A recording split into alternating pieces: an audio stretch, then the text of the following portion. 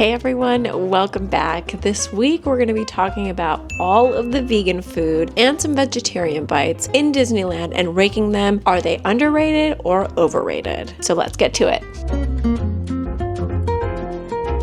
Recently, we went to Disneyland right around the Valentine's Day season. They're getting out of the holidays, and now they're embracing the sort of intermittent period of Valentine's Day before we get into the spring season, which is often Pixar Fest, and that leads into the summer as well. We're gonna start with breakfast, y'all. So we live about 45 minutes away from Disneyland because we are in Los Angeles, and Anaheim is right around that amount of time away, and we hit up Starbucks for our breakfast. Sure, we could have gotten a nice sit-down restaurant, but we chose not to do this because, well, we're gonna eat the whole day. So we wanted something fast. We want to take advantage of all of the rides. I highly recommend you get the lightning lane because this saves you time and money, darling. Yes, you're spending a little bit of money on the ticket itself because you're gonna be paying for the fast pass, but it saves you on the amount of time you're gonna wait. So if you're coming to the park and you're from out of California, you have to get the lightning lane. Now at Starbucks, it's like, why even include this in the video? I did because there are some really wonderful Mickey treats. Let's give them a little bit of a cameo. I have Mickey and Minnie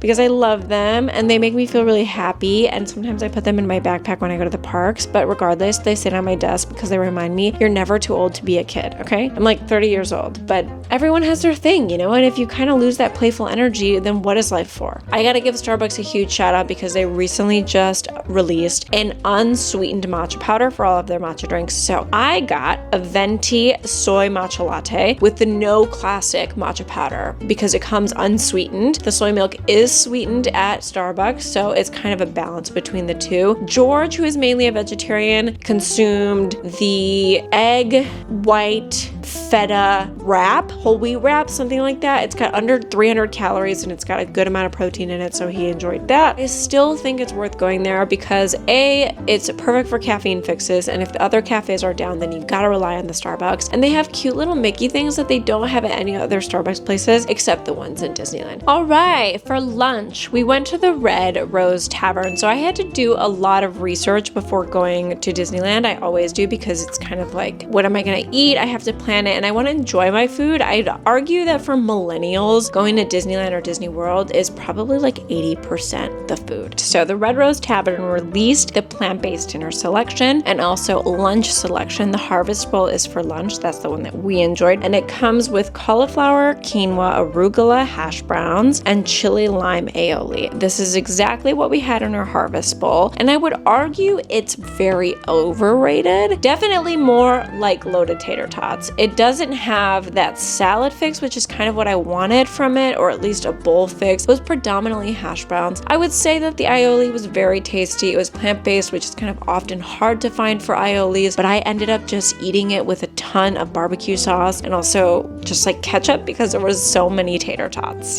So that was pretty good, but it was basically just loaded tater tots. The second thing we enjoyed at the Rose Tavern is the very famous Gray Stuff Cupcake. So the Gray Stuff Cupcake was actually themed for Valentine's Day when we went, so it was not the traditional cupcake that you've probably enjoyed before. And this is one of the things that makes this video seasonal, is because the Gray Stuff Cupcake, this is not vegan, it's only vegetarian, is really famous because it comes from the movie The Beauty and the Beast, and George was a little hesitant before he tried it because he thought to himself, it does not look pretty. But when he did order it and try it, he argued it was completely underrated. It is delicious. Really? Yeah. Good. It was super good. I haven't tried the original, obviously, because it's not vegan, but for vegetarians out there, they seem to love it. It had beautiful gray stuff frosting on the outside, covered with really nice sprinkles. In the middle, it was a red velvet cupcake with some raspberry jam and fresh raspberry, all on top of a shortbread cookie. Very pleasing to the eye and supposedly very tasty indeed. We also enjoyed some snacks while in Disneyland, of course, in between meals. There's churros and sweets and all these kinds of different snacks all over the place.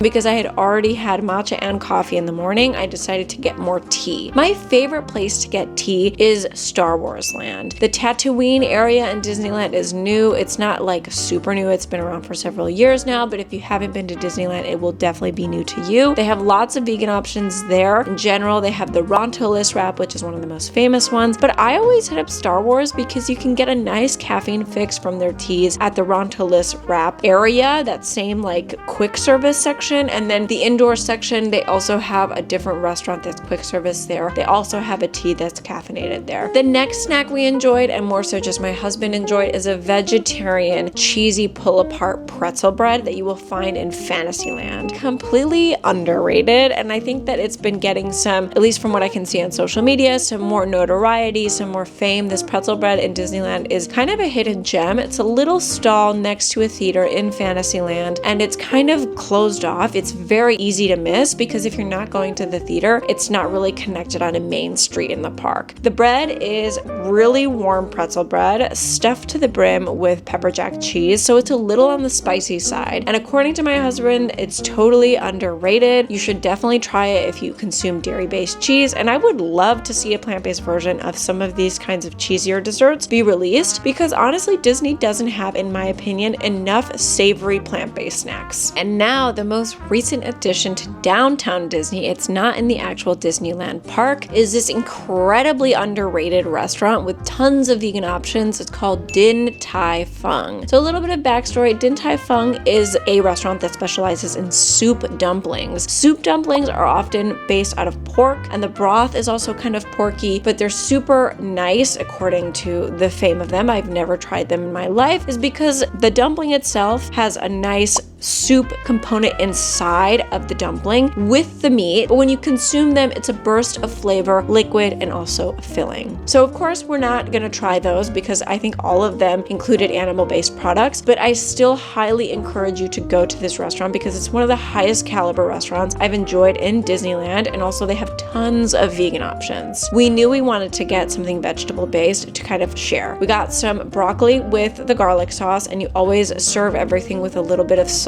So it's a little bit of soy sauce, a little bit of rice vinegar, a little bit of chili oil, and fresh garlic or ginger. It depends on what you're in the mood for. We also ordered a variety of other things. The first thing we ordered the vegan steamed buns because we thought to ourselves, we can't get the soup dumplings, so we're gonna try something that's also very notorious, the bao buns, coming from the movie, and I think it's a short film called Bao. So it's really kind of nice because it's still online with that Disney theme. The filling was mushrooms, scallions, and maybe glass noodles covered in a steamed, sticky, beautifully, almost waxy dough that was steamed to perfection. I could tell that they made that dough handmade, and in the restaurant you see a ton of people in the back working, pulling noodles, making fresh dough, steaming everything. You know, everything is made super fresh. So those were really, really nice, but they were a little bit on the dry side, so it was good to dip them into some sauce. Next, we enjoyed sesame noodles. So the sesame noodles are completely vegan. They're marked. They're green spinach noodles tossed in sesame. I think it's tahini probably, and a little bit of spicy oil topped with green onions. This was really good, but kind of spicier than we thought it was going to be. The flavor profile was excellent, except for people who don't enjoy their food super spicy. This is something to reconsider, or at least ask if they can make it less spicy. For George, it was too hot. For me, it was perfect. We also ordered the vegan spicy wontons. Those were our favorite thing that we tried because they were perfect dumplings, or wontons, I guess it's just different shape, in spinach dough, hand wrapped. They remind me a lot of Italian tortellini. The filling was tofu based. It was really, really nice, but the sauce and the seasoning of the dish itself was really nice because you had that same wonton texture, but it came with a lot of gravy or sauce, so it kind of felt like you were getting a soup dumpling experience, but it was completely vegan and really nice. So those are the items that we ordered at Din Tai Fung. They also include a ton of other vegan options though. They have vegan dumplings. They also have for dessert vegan